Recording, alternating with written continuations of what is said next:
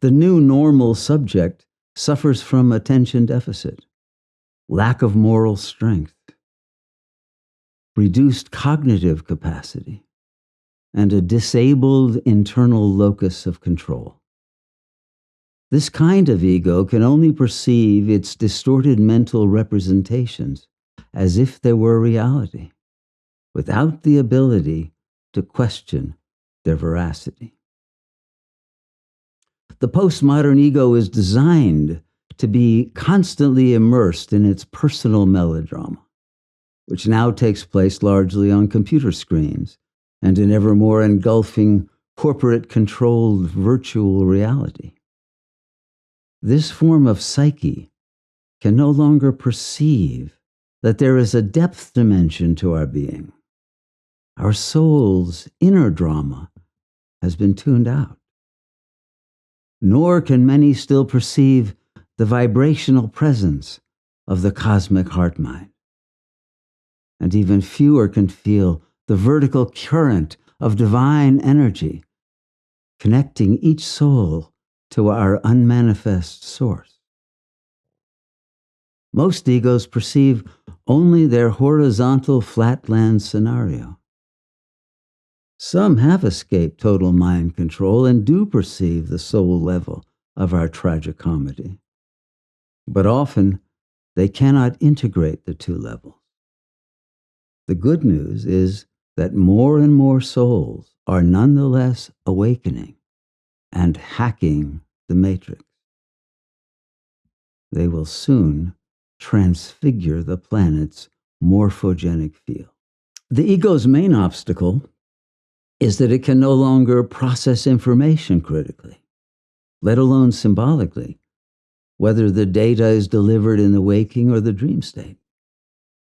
Instead, the mind registers only disjointed images, primitive projections, and uninterpreted splinters of experience.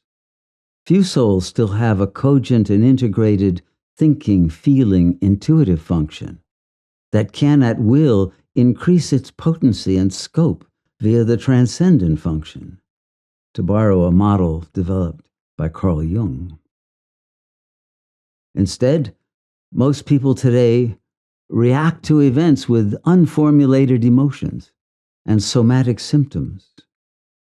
They depend on their unmentalized sensing function, regurgitating acceptable opinions and superficial sentiments that are mistaken for intuitions, and whose attention spans are regularly diverted by recurrent animalistic urges.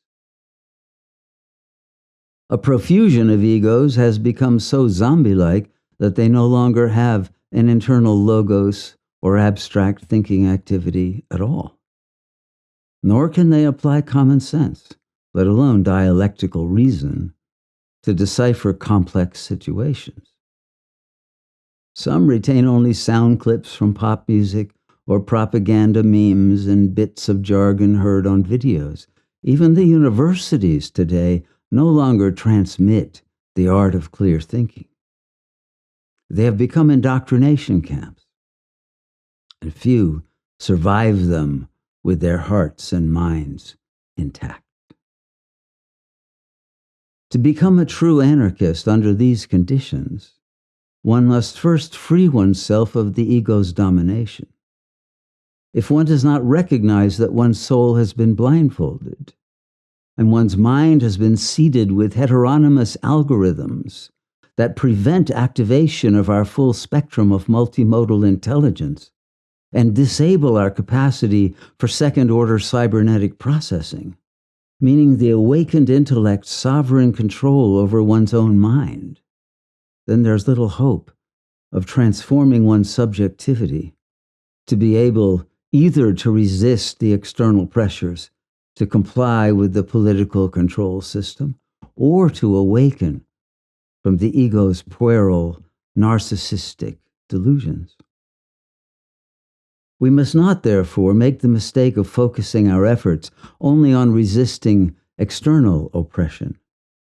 If one is still subjugated by an internalized voice, image, affect, or self-defeating attitude, masquerading as one's own, or if one's creativity, coherence, and coping skills are dulled, then know that crippling sabotage of your natural capacity for self-actualization has already taken place.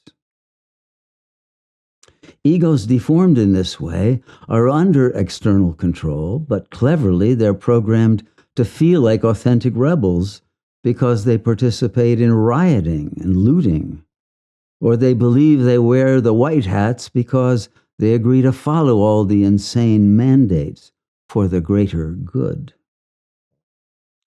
Because the ruling powers have succeeded in shrinking the minds of the majority, the psychopathic upper echelons who manage the system are able to commit mass murder openly and with impunity.